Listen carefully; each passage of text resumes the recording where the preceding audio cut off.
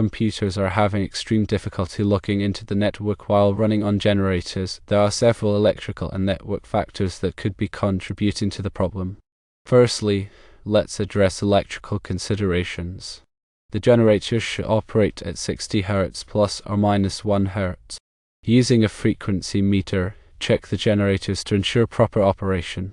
Secondly, neutral to ground voltage should be examined. Using a multimeter, measure the voltage between the neutral and ground wires. Excessive voltage, usually more than 2 volts, indicates potential grounding issues. Thirdly, grounding is important.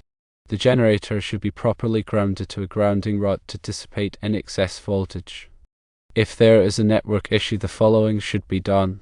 Firstly, cable quality should be checked. Ensure that all network cables are properly terminated and free of damage. Replace any suspected faulty cables. Secondly, verify that the network switch is functioning correctly and is not introducing any issues.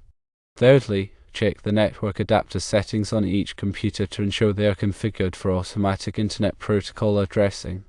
Fourthly, disable or temporarily bypass any network firewalls or antivirus software on both the server and client computers to rule out interference.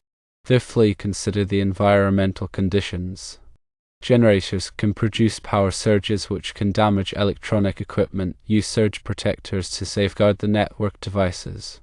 Sixthly, ensure that the work area is dry and free of condensation. Dampness can affect electrical connections. Seventhly, other considerations should be checked. The computers and server may have difficulty communicating if their internal clocks are not synchronized. Use a time synchronization service to ensure all devices are on the same time. Eighthly, build-up of static electricity can interfere with network communication.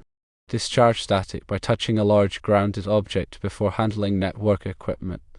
As a review, recommended actions include measuring generator frequency and neutral ground voltage. Ground the generators. Check network cables, switch, and computer settings.